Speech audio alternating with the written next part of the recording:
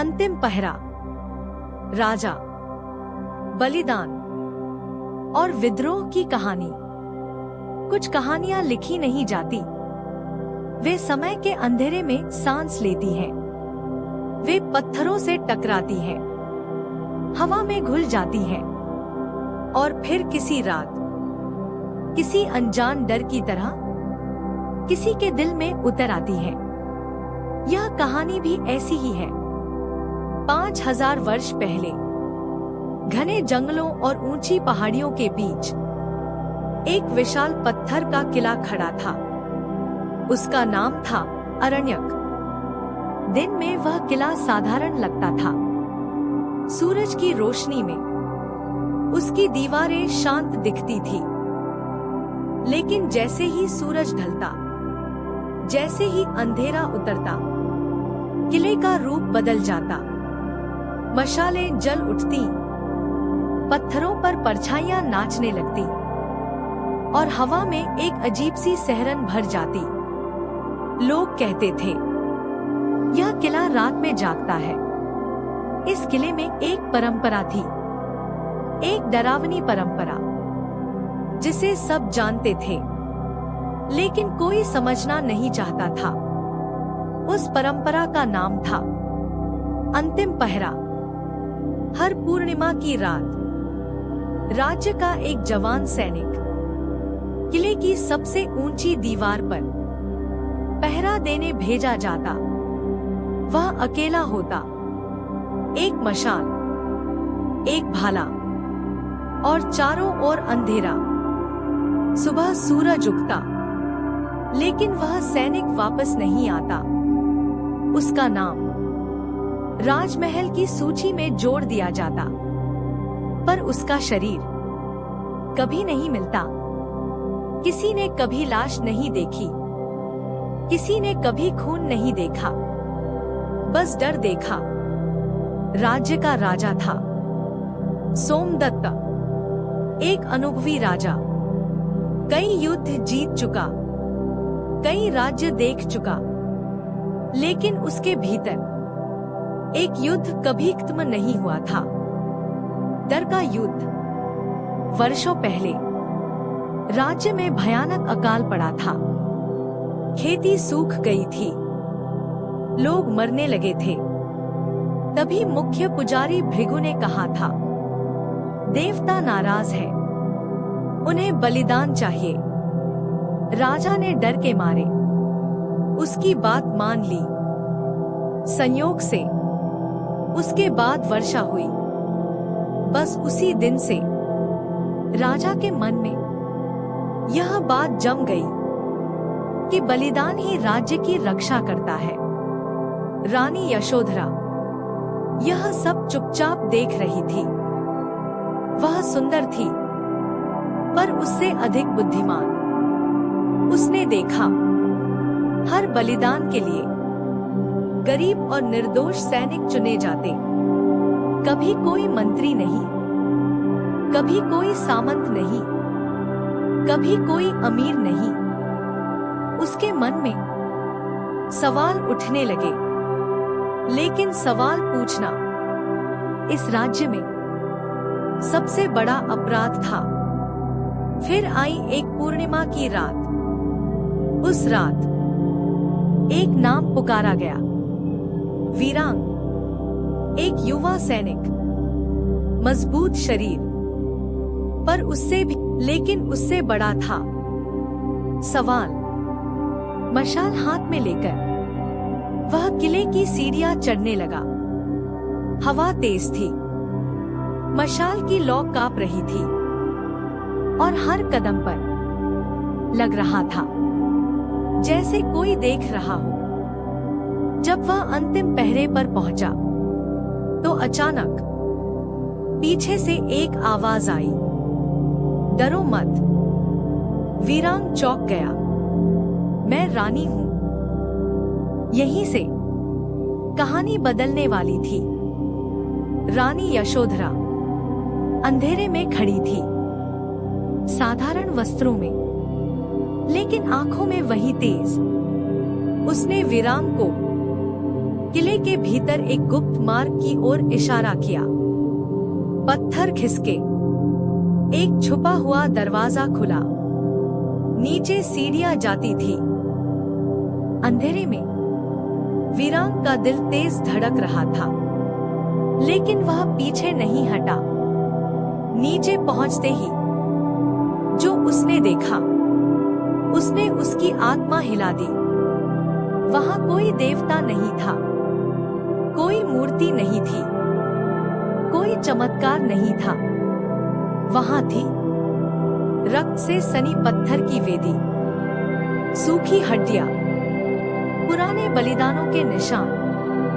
रानी ने कहा, यह देवताओं का स्थान नहीं है, यह डर का कारखाना है। यहीं से वीरांग को सच समझ में आया। अंतिम पहरा कोई धार्मिक परंपरा नहीं थी, यह एक सुनियोजित षड्यंत्र था। इस भय का स्वामी था मुख्य पुजारी भृगु। वह जानता था, डरा हुआ इंसान कभी सवाल नहीं करता। वह मंत्र पढ़ता, भविष्यवाणियां करता और लोगों के मन में देवताओं का डर भर देता। राजा सोमदत्त भी उसी डर का कैदी बन चुका था। पूर्णिमा की रात फिर आई। राज्य के लोग किले के प्रांगण में इकट्ठा हुए। मशालें जल रही थी, मंत्र गूंज रहे थे और डर हवा में तैर रहा था। वीरांग को वेदी पर लाया गया। उसके हाथ बंधे थे, लेकिन उसकी आंखों में अब डर नहीं था। तभी भीड़ के बीच से एक आवाज गूंजी, आज देवता नहीं, सच बोलेगा। रानी यशोधरा आगे आई। उसने गुप्त सुरंग खुलवाई। भीड़ ने वह सब देख लिया जो सदियों से छुपा था, और उसी क्षण भय टूट गया। लोगों के भीतर सवाल लौट आए। पुजारी के मंत्र बेअसर हो गए। राजा सोमदत्त सिंहासन पर खड़ा भी नहीं रह सका। लेकिन डर इतनी आसानी से मरता नहीं। उसी रात भृगु के समर्थकों ने रात भर किले में युद्ध चलता रहा। आग की लपटों में दीवारें लाल हो गई। अंतिम पहरे की जगह फिर से खून से रंगी। लेकिन इस बार यह बलिदान नहीं था, यह प्रतिरोध था। वीरांग घायल हुआ, खून बह रहा था, लेकिन वह रुका नहीं, क्योंकि अब वह सिर्फ सैनिक नहीं था, वह प्रतीक बन चुका था। सुबह होने लगी, धुआं छंटने लगा। सूरज की पहली किरण किले की दीवारों से टकराई। विद्रोह शांत हो चुका था। पुजारी भृगु पकड़ा गया। उसकी आंखों में अब कोई शक्ति नहीं थी। राजा सोमदत्त सिंहासन से उतर आया। उसने स्वीकार किया, डर ने उसे अंधा कर दिया था। उसने सिंहासन त्याग दिया। रानी यशोधरा ने नए शासन की नींव रखी। एक ऐसा शासन जो भय पर नहीं, सच पर टिका था। बलिदान रुके, जंजीरें टूटी। राज्य ने पहली बार डर के बिना सांस ली। वीरांग जी, समय रुकता नहीं है। वर्ष बीतते चले गए, पीढ़ियां बदल गई, राज्य बदले, राजाओं के नाम इतिहास की धूल में दब गए। अरण्यक का किला भी धीरे धीरे खंडहर बन गया। मशालें बुझ गई, दरबार उजड़ गए। दीवारों पर उगी बेलों ने पत्थरों को जकड़ लिया। दिन में वह किला बस एक टूटी हुई इमारत लगता है। पर जैसे ही रात उतरती है, जैसे ही अंधेरा गहराता है, हवा अचानक ठंडी हो जाती है।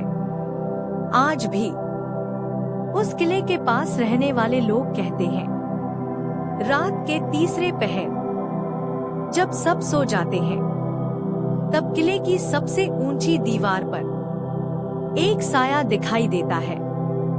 न मशाल, न हथियार, बस एक आकृति सीधी खड़ी हुई। लोग कहते हैं, वह किसी राजा की आत्मा नहीं है, वह किसी देवता की छाया नहीं है, वह उस सैनिक की याद है जिसने डर के आगे सिर नहीं झुकाया। वह वीरांग है, वह आज भी खड़ा है, अंतिम पहरे पर, किसी राज्य की रक्षा के लिए नहीं, किसी सिंहासन के लिए नहीं, बल्कि डर के खिलाफ, सच के साथ। क्योंकि डर आज भी जिंदा है, और जहां डर जिंदा है, वहां अंतिम पहरे की जरूरत हमेशा रहेगी। और अगर आपको लगता है कि ऐसी कहानियां सिर्फ सुनी नहीं जानी चाहिए, बल्कि याद रखी जानी चाहिए, तो इस कहानी को लाइक कीजिए ताकि सच मजबूत हो। चैनल को सब्सक्राइब कीजिए ताकि डर के खिलाफ आवाज कभी खामोश न हो, और इसे शेयर कीजिए ताकि यह कहानी हर उस इंसान तक पहुंचे जो आज भी किसी न किसी डर के पहरे में जी रहा है। क्योंकि सच अकेला नहीं होना चाहिए। और यही है अंतिम पहरा।